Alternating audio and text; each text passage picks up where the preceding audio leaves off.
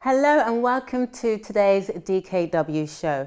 We're going to be talking about a matter that affects 1 in 4 women in their lifetime. That's a lot of women. We're going to be talking about domestic abuse. This week we celebrated the International Day of Elimination of Violence Against Women.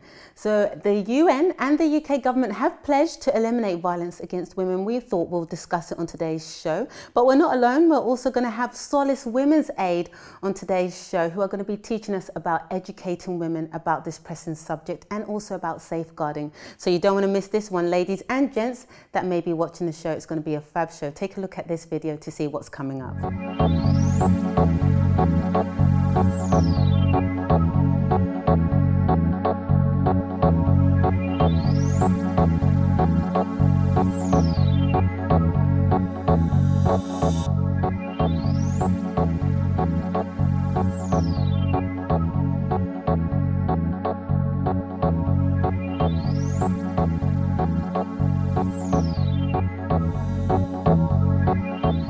Hi ladies, welcome to the show. As you know, I'm not alone. I have the lovely Priscilla, a nice newbie with us here today on the show.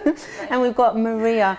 Ladies, you know, this is such a big topic. I don't even like to say domestic violence because then we just sometimes limit it to a physical sense of abuse, but I'd like to talk about domestic abuse overall that affects women, you know, the hitting, the name calling, the emotional, psychological, sometimes even financial abuse that men or even women, you know, when it's women against women, the abuse in itself is such a huge topic. How do you feel about the subject? Has it been something close to home, or have you been affected by it in one way or another? Who wants to go first?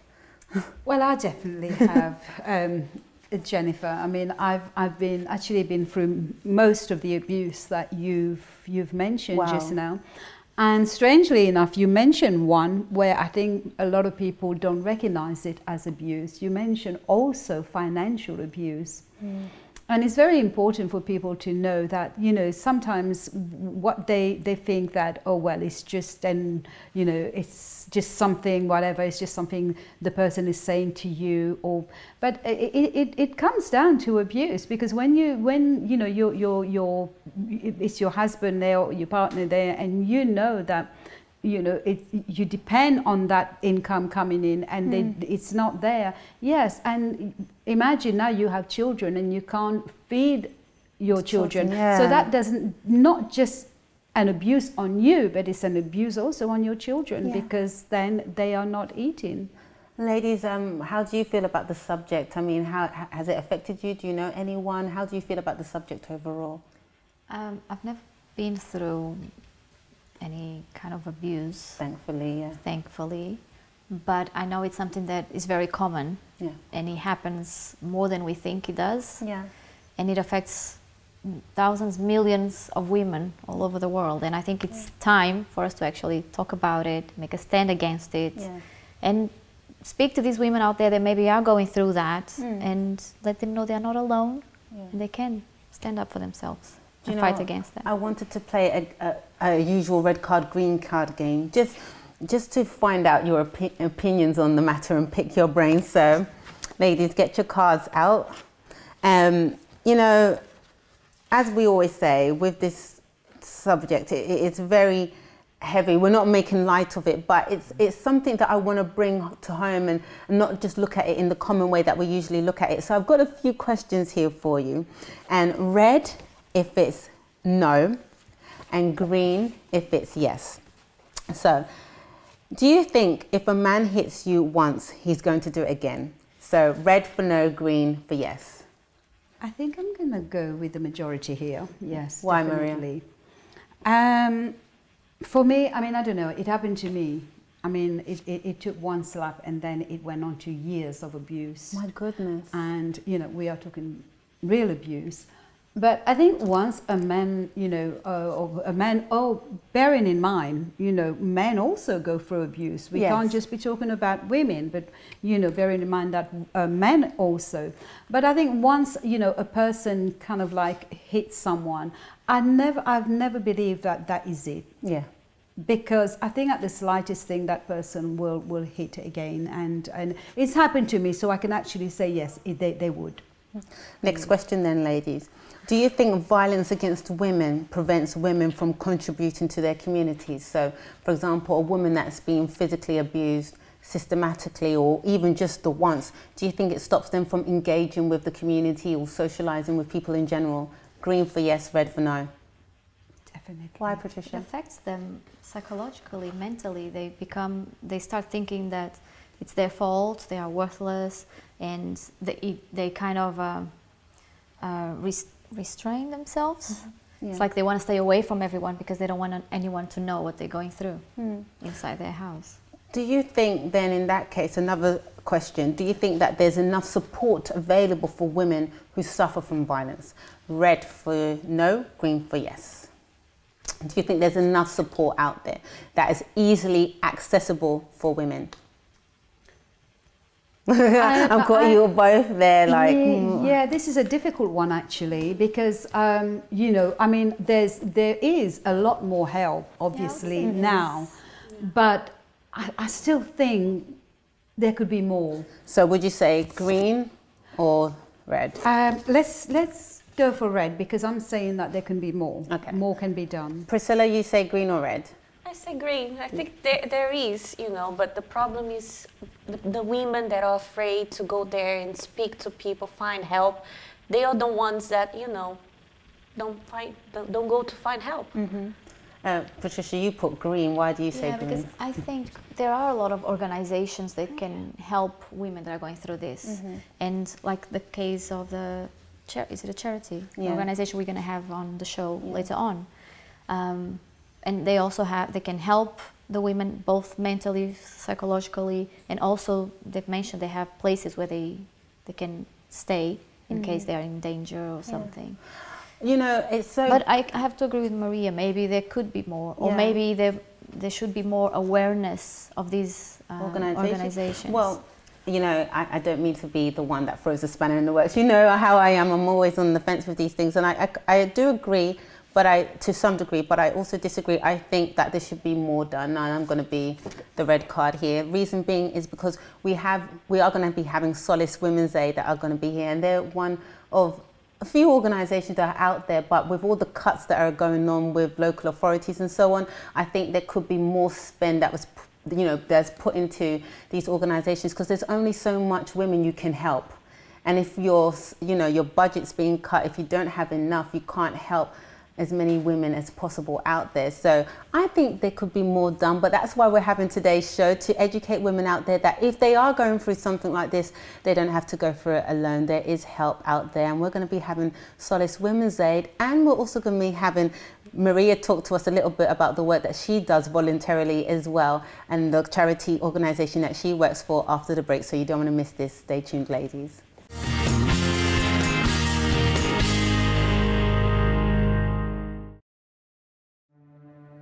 Forgiving the person who betrayed you can be tough, and it can almost always leave a scar. The scar that remains from an abusive past can affect your future in so many ways. There are various forms of abuse, the seen and the unseen. We understand your pain because we have been through it ourselves. If you or someone you know is a victim of any form of abuse, help is available. Rehab. Removing all hurt and abuse. We won't pretend it never happened, but our aim is to help you heal the wounds of the past so that you can build a happy future. We'll listen, we'll advise, we'll be your shoulder to cry on. It's free, confidential, and we're just a phone call away. For more information, call 0207 686 6000 or visit our website uckg.org/rehab.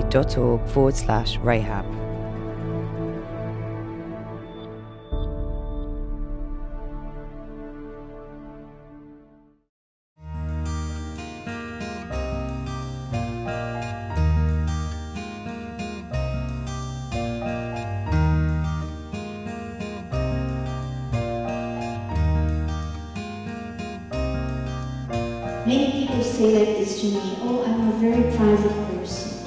I don't like to share. But I have been like this as well. Until the day that I realized that if I didn't open up, I wouldn't be helped by anyone, and I needed help. So today was my first time and I absolutely loved it. Our thoughts really affect those three main areas, and for me, really being positive today was really just a big eye-opener how positive changes will make such a big difference in all that I do, so yeah. They break it down so you can work on it bit by bit, and then before you know it, you're closer to your goal. You get what you give out. Women need this. Women need a meeting like this.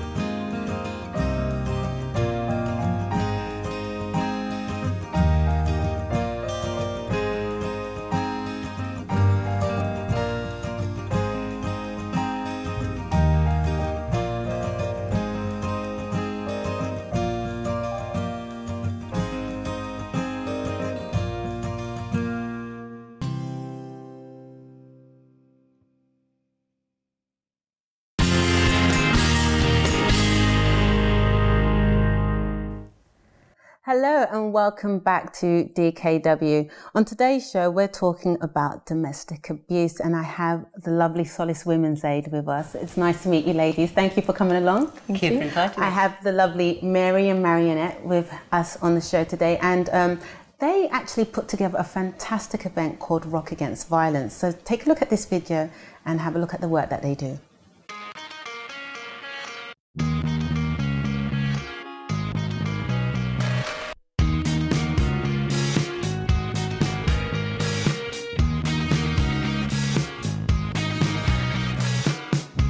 Tonight we've got the fourth Rock Against Violence event, which is to raise money for Solace Women's Aid, to put our name out there, to make sure we reach new audiences and new supporters for our enormous project, which is to bring an end to violence against women and girls. I am the birth mother of Rock Against Violence. I started working with Solace 4 years ago, and I recognized the need to raise funds. But I didn't want it to be a fundraising where you have to pay £100 to get a seat or some kind of a stuffy event. I wanted something that's going to be accessible for everybody. So our main objectives are to provide support at a crucial time for mainly women and children who have experienced different forms of abuse, so domestic violence, sexual violence, honour-based violence, and they come to us looking for a place of safety, a place where they can talk about what's happened to them confidentially and know that we're able to provide good practical support but also emotional support and advice to them. This work is so important because, I don't know if you know about the statistics, but 250 women and children get refused from a refuge on a daily basis here in the UK because of lack of space. And also, there are women and children that don't even report the fact that they're they're going through, they're victims of domestic violence and sexual violence. They're either afraid to speak up, they don't know what to do, and many women get killed. 2 women per week get killed every week from violence. And they don't know where to go, they don't know who to speak to. And Solace Women's Aid provides services to women and children who really deserve to have a better life. Women will phone us to our advice line or be referred from a different agency, and we'll speak to her about what's happening. She'll tell us the story and the events that have happened that have led to her phone call.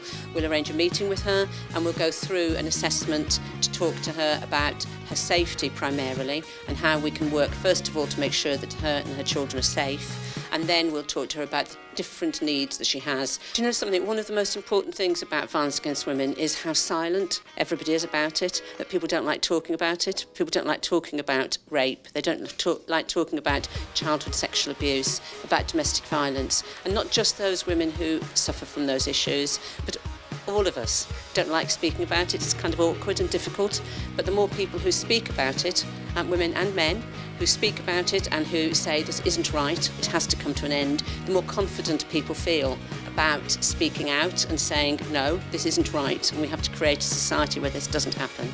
So this is part of it, having a different medium by which we are able to reach new audiences and talk to people and also get people talking. And what better way than music?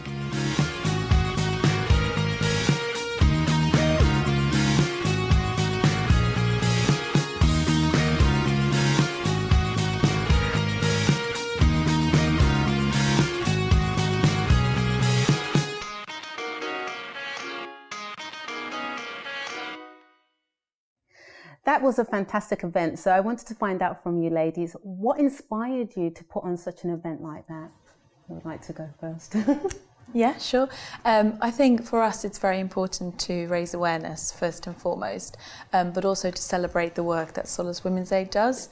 So we feel that an event like this, where we bring music and a lot of people together, it can work very inspiring and raise awareness at the same time. Most definitely.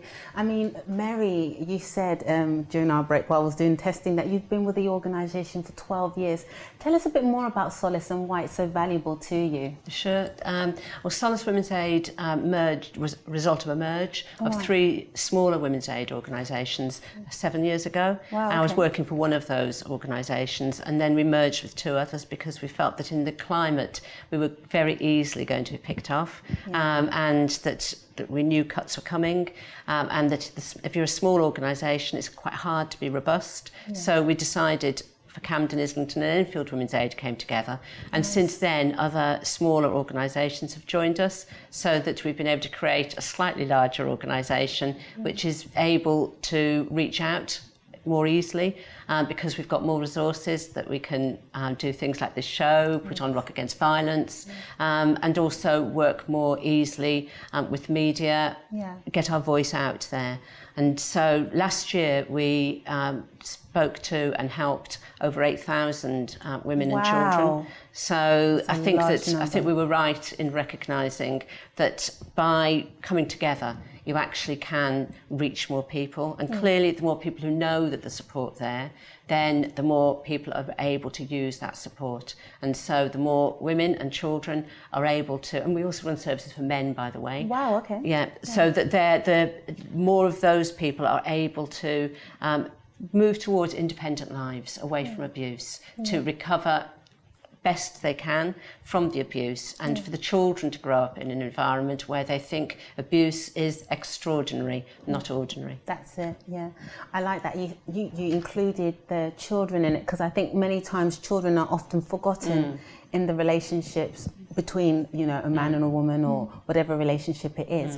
One thing I did want to ask you though is, with the work that you do, how do you stay grounded? Because if you're dealing with so many women that are going through abuse, how do you stay strong, and how do you empower these women and get them back on their feet? It must be a very hard task. Well, it's a hard task, but also, like anything that helps people to change their lives, then that is a very rewarding task as well. And we do get a huge number of women who say to us, if it hadn't been for you, then we would be dead now. Or if it hadn't been for you, then our lives wouldn't have changed.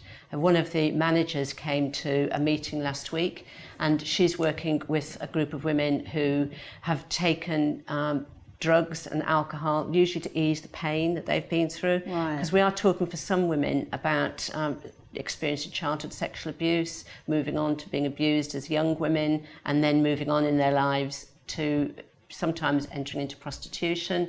And you know, it's women whose lives have been marked significantly by abuse and whose mental health is suffered as a result. One of the women who'd been in one of our refuges, and it's particularly for women with complex needs, had wrote a fantastic letter saying how she'd been through different hostels, through different organisations, and had never ever been able to be helped.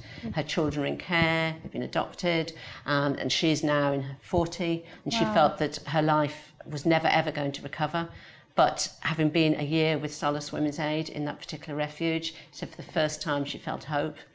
And you know, there was about 14 managers sitting around the table, and all of us had tears in our eyes about that.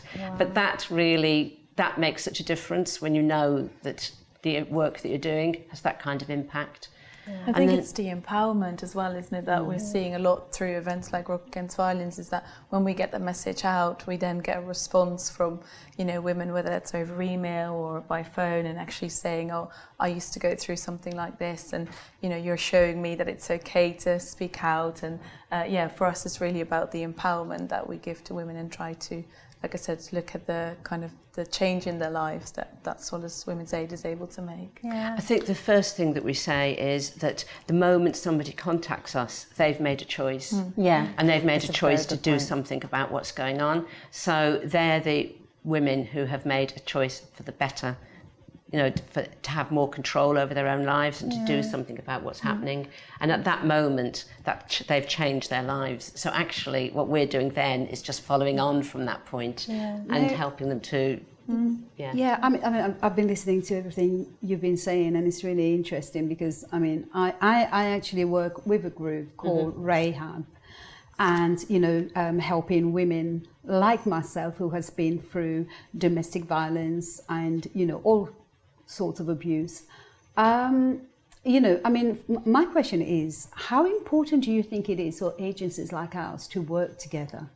I think it's absolutely essential, and we do a lot of partnership work. So we probably work with 800, 1,000 different agencies in our work across London. We work with both statutory agencies but other voluntary agencies, because a lot of the voluntary agencies and charities have been started up around a particular aspect of domestic violence or a particular need.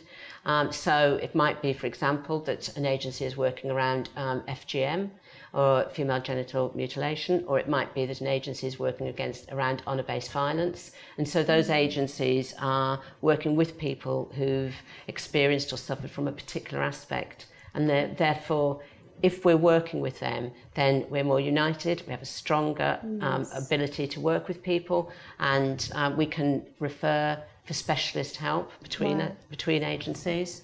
So, and also the other thing that's really important is that our experience, therefore, is in helping to educate other people who maybe domestic abuse or sexual abuse isn't their priority, but by talking to them and by referring people to them, working in partnership, they begin to understand the complexities of domestic abuse. Yeah, most definitely. And you mentioned even a case where a lady felt brave enough to go for a year through of training or help, I would say, from Solace, and she was able to overcome many of the things that she went through.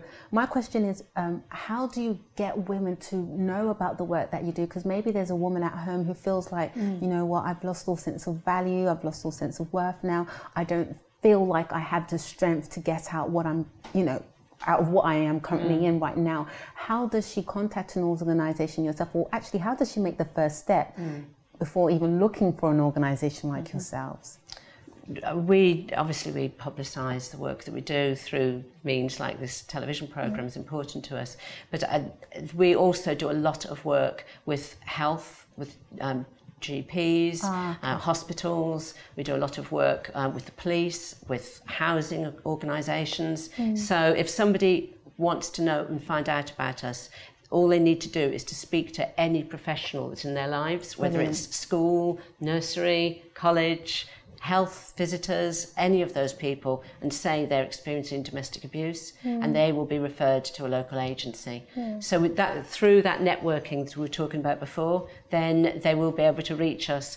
The very first step is for that woman herself to say, something's wrong here, this isn't all right. And that means you have to have a little bit of confidence in yourself and to realise that it's not you who's doing something wrong, it's not you who is to blame, but actually you're in a situation that has to change. And I think that very often women do that because they've had a child and they don't want to see their child growing up in that. But actually all women are worth it. They need a little bit of recognition of what's going on, but you have the self-worth, and therefore there are people, if you speak out, there are people who can help. And I think more and more women are speaking out and coming forward. Certainly the numbers reaching our organisation has grown hugely in the last few years. I can imagine. I mean, one of the common statistics are 1 in 4 women in their lifetime will experience some sort of domestic abuse. I mean, what are the signs? Because perhaps there's a woman that might be watching the TV programme right now and thinking, I don't know if I'm suffering from abuse. I don't know if I'm in an abusive relationship. I know we don't have that much time, but what would you say are the main 5 top signs that you can look for to see if you're in an abusive relationship? I think something's going wrong. I think that's the key, really, is something is not right here. It's a feeling within yourself. A feeling within yourself, that I know that this shouldn't be happening. There's a little voice that says to you that being called names, being hit, being put down, having money taken away from you, being told you're worthless, being told you're fat or thin or stupid or an idiot and all those things, and is not right. And actually being hit is not right. Yeah. So you know those things in yourself. And that's what I'm talking about finding that bit of self-worth, that value for yourself. You are worth more than that. Yeah. And I think that is the little bit of knowledge that you need. Most women who come to us haven't realised that they were in a relationship that's named domestic violence. Wow. So we run groups, we do individual work. Often the groups are the most empowering. Women meet each other and talk to each other about the abuse that they've experienced. And when they begin to talk to each other, they say, oh, that happened to me as well. And then they're beginning to understand that actually that was a violent relationship. Yeah. They have experienced that and they can name it. And that's very empowering. But we also know that not many women are prepared to come out and talk, you know, about abuse, about violence. And a lot of women don't, because I think there's a lot of women these days that are still not, you know, not talking about it. How would you encourage it? I mean, what would you do? What would you say to encourage, you know, for these women to actually speak up? I mean, I think that you just have to look at the women who are speaking after they've left the relationship and had support. Yeah. So if you look at our website, for example, or National Women's Aid website, there are examples of women who are speaking out about what's happened and how they're now independent, they're living lives, many of whom are in another relationship and are enjoying that relationship, but are aware that when things have gone wrong, they've been able to say, no, this isn't for me, I'm not going to go through that again. But are able to then say, I've got it in myself to be and I deserve to be in a good relationship. Those women are huge advocates for other women because they've clearly shown that there is a way through. Yeah. And it all helps to raise the awareness, doesn't it? If you see that someone else is brave enough to speak out, maybe that fear that you have can be removed and you can, you know, rather than internalise it, you really feel empowered to I think, to speak out. And one of the women at Rock Against Violence, one of the service users who's left the service, spoke at Rock Against Violence, and she was really nervous beforehand, but she actually spoke brilliantly. And she spoke in front of a group of 600 people, which is, you know, something that she probably never imagined she would do, but she felt strong enough, and I think she obviously did it for, you know, to kind of encourage other women to come out. It is very important, isn't it, Jennifer, for, you know, for women who has already been there, they know they've been there, because I mean, even I myself, I didn't open up for years, but it is very important for the women to be able to speak to the women that has actually, you know, gone through it firsthand, you know. Most so definitely. yeah, exactly. We've come to the end of our segment now. It was an absolute pleasure having you both on. Thank and you. I'd like to say to you women out there, if you need more information on Solace and the work that they do, please feel free to go to our website, which is dkw.me, and we'll be more than happy to give you some additional support as well. We'll be back after the break with some more tips on domestic violence and how you can overcome an abusive relationship. So stay tuned, you don't want to miss this one.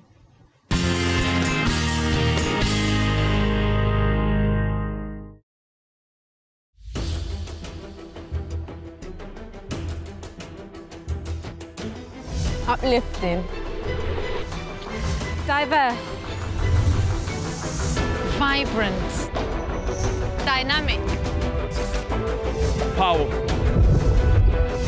youthful, informative, energizing, passionate, motivational, freedom, lively, excitement,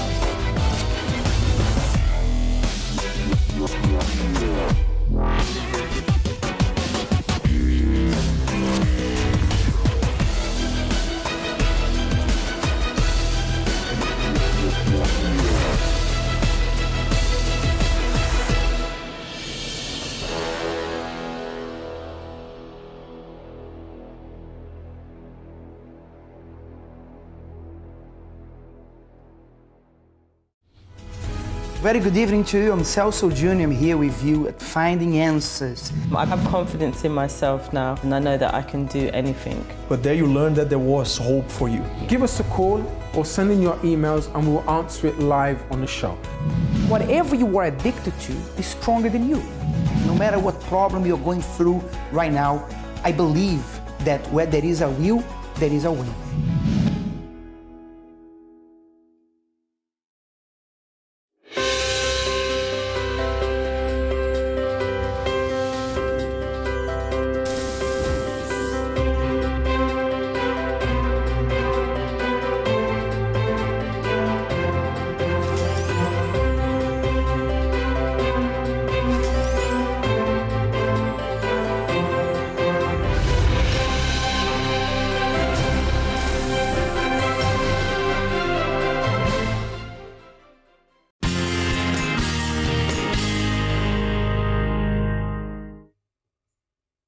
Welcome back to today's DKW show. We've been talking about domestic abuse and safeguarding, and we had the lovely Solace Women's Aid on with us.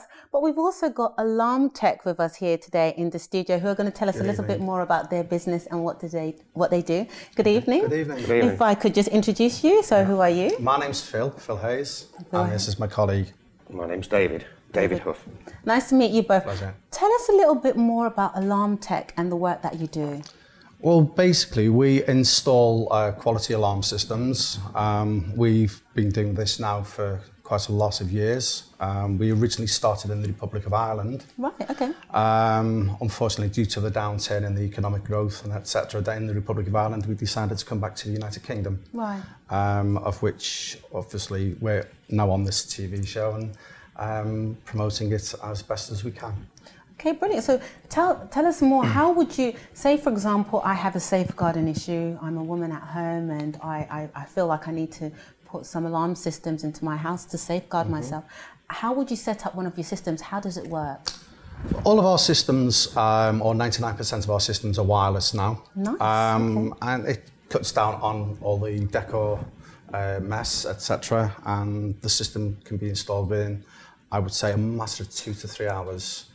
It's relatively quick though. Yeah. Oh, yeah. Well, we have done a lot of work for people that have needed a quick urgent installation, and we tend to be able to do that very quickly and obviously help the customer, especially if they've been burgled recently, and we've had a few of that recently as well. So we have actually done a lot of work in that area. Right.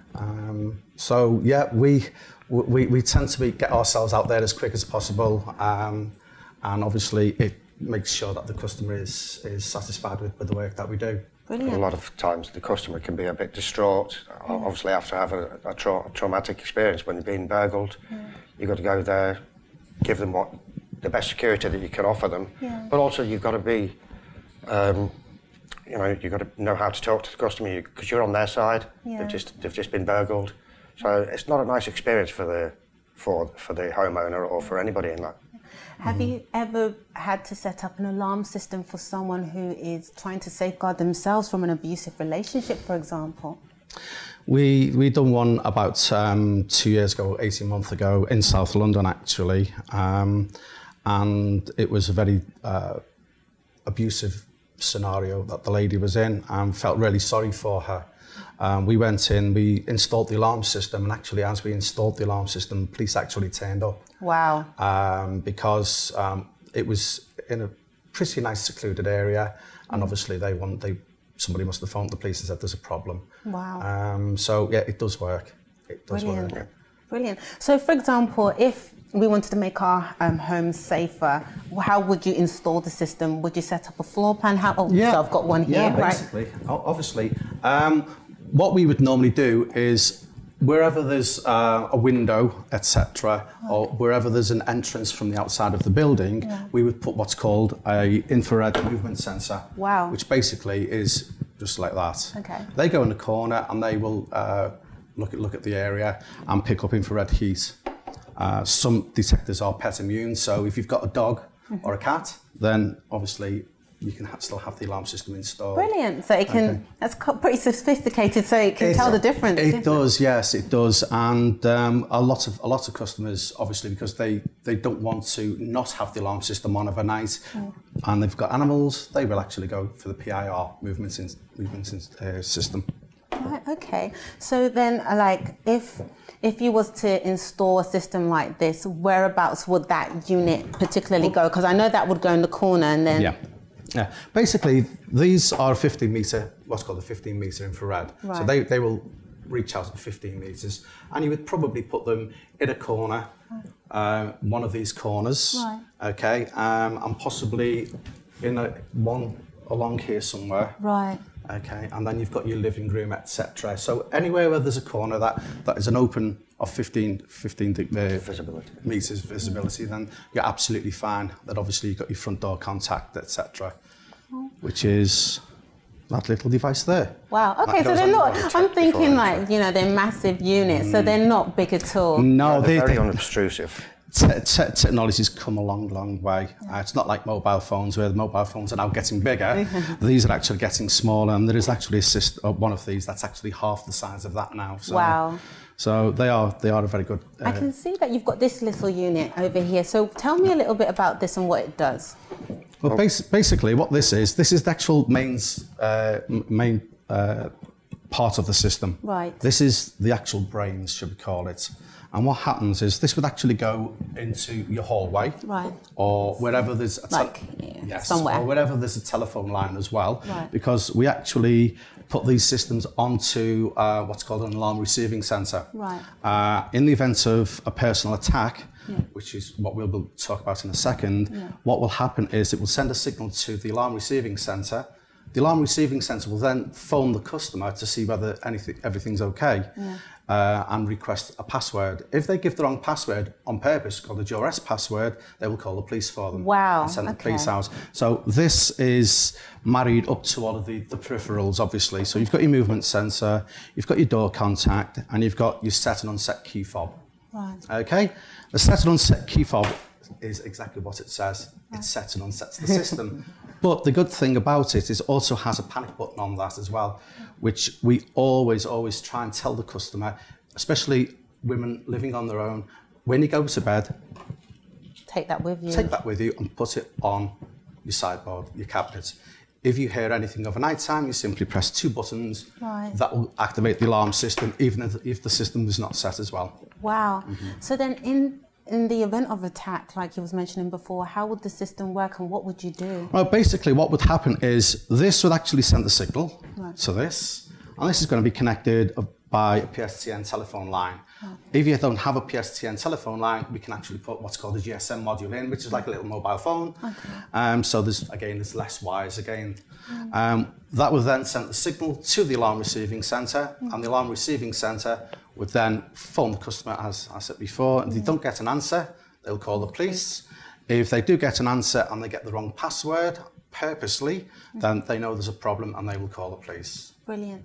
So just to wrap up, I wanted to find out a bit more about the security of the system. Say if someone doesn't want just this, they want to get CCTV and so on, how would that work? Could they come to your company? Of course they can. David's the man for the CCTV. On the CCTV side of it, most scenarios or most cases of fitting a CCTV system would be obviously on the outside. Right. So if, for instance, you're in the house on your own, you could have a camera pointing on the outside, pointing towards your front door, covering your driveway and front door. So you don't have to unnecessarily go to the door to answer it. Wow, okay. You can actually view it on the TV. So if you're not expecting anyone to call, you can see who it is before you go to the door. Wow, so you can actually see the person on your actual television screen. Yeah, so therefore you're not putting yourself at any unnecessary risk. If you know who the person is and you trust them, and you know you're quite safe to open the door. Other than that, you just leave it locked.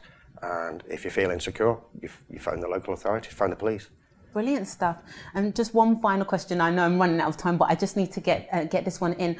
I just want to find out from you, with all of these systems, how do you think it improves one's personal safety? Because maybe you've got a lady or perhaps a gentleman that's watching the show right now, they're interested in the products that you have. What would you say to them that gives them that extra boost or encouragement, if I could say, about their personal safety? We had a scenario a couple of years ago where a lady in the Northwest absolutely categorically did not want the system in.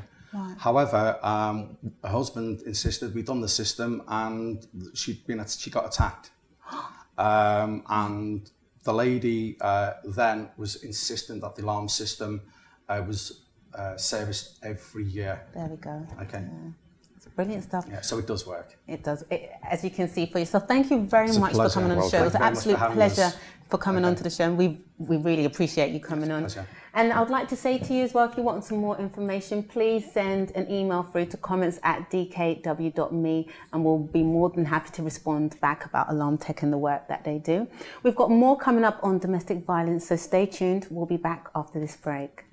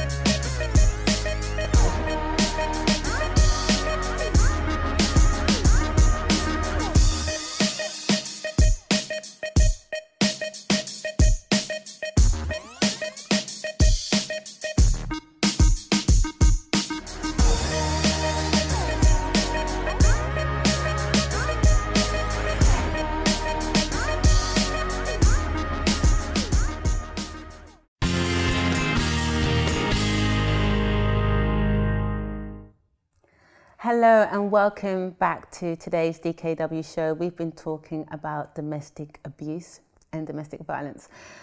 Ladies, before we go into the topic overall together, I want to go to a special event that I had the privilege to attend. It was a special Rahab event that, Maria, you're also involved with. That's right, yes. Yeah? So take a look at this video.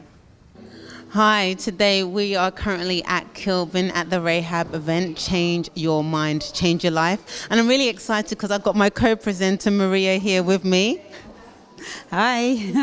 Hi. As we discussed on our DKW show that you're going to be seeing today, Maria is part of this wonderful organization, and they have a subsidiary group called Rahab, which is a voluntary organization that works to help women that have been in domestic abuse or have low self-esteem, low confidence and issues along the sides of that. Maria, tell us a little bit more about Rahab again and the work that you're currently doing here today.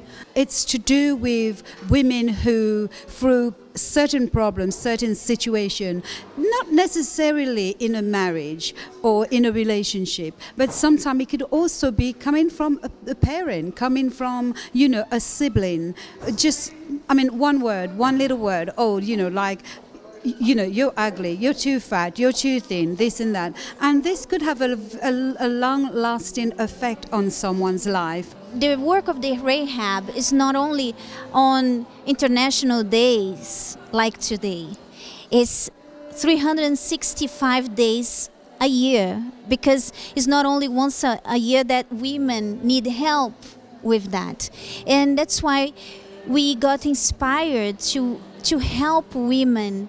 You know, sometimes they need someone to listen. Tonight, what I think about the event, it was really mind-opening, because I'm facing a lot of what they're talking about now. So it helped me to realize that I'm not really dealing with my problem. I thought I was dealing with it, but deep down I wasn't dealing with it. I was trying to push it aside and think, oh, just forget it. But tonight opened my mind to help me to learn how to change my mindset. Know that there is a change, and you can change if you just set your mind frame to it. You need better than that. You don't deserve this, and you have to stand up and fight back. And when you stand up and fight back, wherever you go, whatever you do, you just find people surrounding you. And then through my situation now, I am able to help other people. You know, the group, how I see it, that improves that is because it's women that they went through this. So it's like they are the best people to help the others who are going through, or they maybe went through but they still have issues to deal with it every day in their lives. And we can see this difference because we can see they are different, the way they smile, they are happy, because they just, you know, went through and they just became better persons, strong persons. That's what we all want. That's what I want. If you're interested in finding out more, please go to our DKW website and we can give you some more information. As you can see, it was a great event. I really thoroughly enjoyed myself and I learned a lot from the event. But ladies, on everything that we've heard today, I mean, you know, we had Alarm Tech on and then we had Solace on, which were quite valuable. I wanted to find out from you your points on domestic abuse or domestic violence. What can we do to best help women, if I could say? How can we empower women? I mean, you, Maria, you volunteer in Rehab, and also you are a survivor of domestic abuse. How can we empower women and help them to overcome something so painful? Well, first of all, Jennifer, it's you know, as I always said, it's not easy for women to actually come out and say, right, you know, I'm being abused, or I've gone through domestic violence.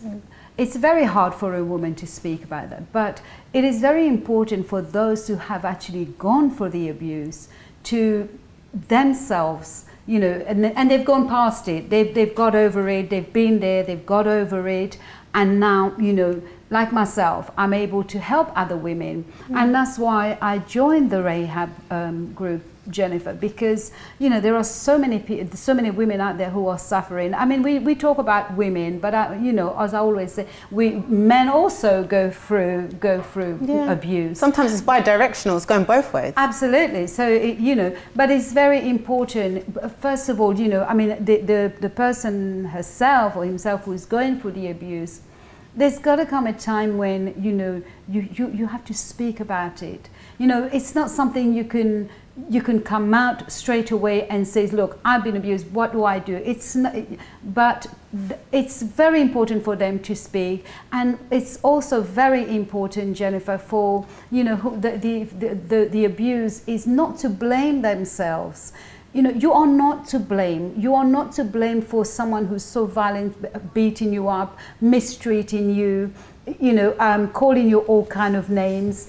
Every person, every woman, every man deserves to be happy. Every child needs to be in a very safe environment, you know, with whoever, whether it's a woman or a man, that, you know, they need to be safe. They need to understand, look, it's not your fault. It is not your fault.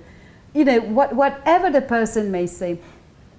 Also, what I would say also is that many women, a lot of times, women tend to think, you know, abuse is just sexual abuse, it's just, you know, physical abuse, but there's different kind of abuse that is not, many women are not recognizing as abuse. So they think to themselves, well, that's the way the person is. No, I mean, we're talking about physical abuse, we're talking about sexual abuse, we're talking about mental abuse, we're talking about, as we said before, financial abuse.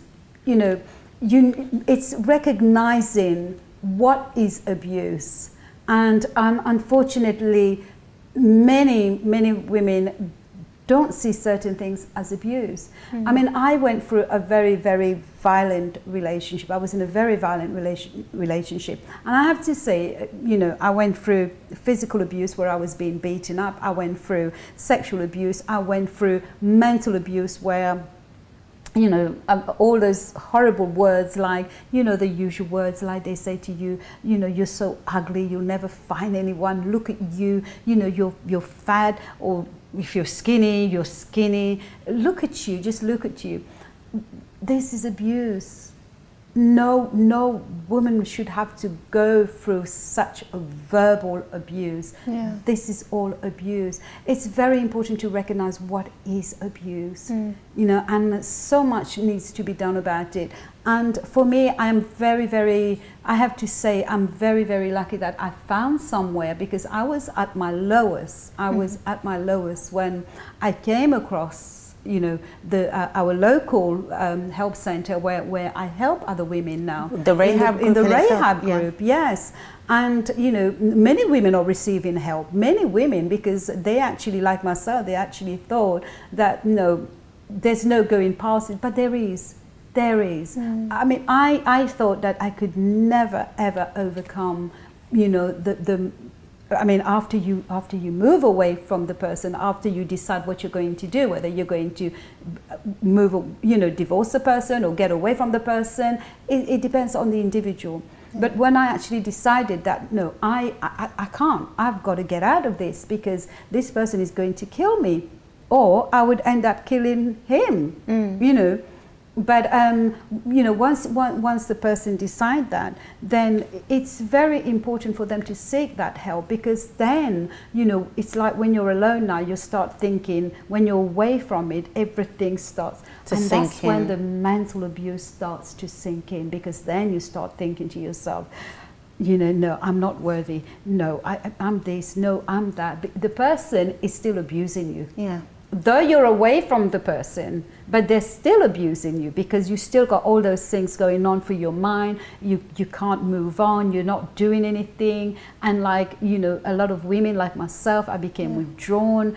I didn't know how to be a friend. I didn't know how to speak to people. I didn't know how to communicate with people. I didn't know how to socialize with people, because everything was taken away from me. Everything. And I think it's really important that women and men who are watching out there understand that you don't have to go through it. There is another option, there is another way out, because I think sometimes people tend to think that this is the be-all, end-all of life. It's not going to get any better than this. Maybe I was born for this. Maybe it's just my luck. You know, everyone, you know, gets into a relationship, some good, some bad. I just happen to get the bad, so I just have to put up with it. It's them also understanding that they don't. It's not the normal. You can actually be in a healthy relationship that's stable, caring, loving, kind, there's communication. What that person's particularly going through, it's not the norm. They don't have to. Can I just add something else, Jennifer? You know, I mean, just say for instance, you know, we're friends, and you've known me to be this bubbly person, and, you know, well dressed and everything, and then all of a sudden, you know, you see that I'm no longer that person. I'm no longer that bubbly person. I'm not taking care of myself. Then you start seeing me like I'm not getting in touch with you. I'm not getting in touch with the people that I used to get in touch with. You know, be very careful, because that friend may be going through abuse. Yeah, it's very important to know whether your friends, you know your friends, you know your sister, you know your family, you know, whether it's a friend or family, you know them, you know how they are. But suddenly they start to change. You start seeing, no, there's something going on there, you know, and I think it's very important for people to be aware of this. Yeah, most definitely. You know, I don't know if you have anything else to say, ladies, before I conclude, because I know we're running out of time. I can see you're itching there, Patricia. I won't have much time. I just think women should analyze the situation. I think, am I happy? Does he make me happy? Is this relationship going somewhere. Yeah. Well, do I see future in this? Yeah. If not, then maybe it's time you talk to a friend, maybe look for some help. Yeah. You don't have to go through it. Like you said, some people think, oh, they get the good relationships, some people get the bad ones, and I just happen to get the bad one. It doesn't have to be like that forever. Even if you did get into a bad relationship, you can still change it. Most definitely. I totally agree. And, you know, we're going to end now. And one thing I wanted to say to you is that you're very valuable, you're a very special woman and man out there who's watching the show. If you are looking at your relationship and from everything that you've heard today, you see something's not quite right. He shouldn't be speaking to me like this. He shouldn't be touching me or hitting me like this. He shouldn't be abusing me or whatever it is that he's doing. And you have that gut feeling. Work on it, act on it, take a chance, talk to someone. If you want to, you can send an email to comments@dkw.me and we'll be more than happy to pass you on to the relevant organisations and get you the help that you need. Or you can go to our website, which is dkw.me. It's been a fantastic show today, ladies. I've thoroughly enjoyed it. It's been really great, very informative. I learned a lot. And on today's show, we're going to end differently. Take a look at this video, inspire me. Take care and have a great Sunday. Goodbye.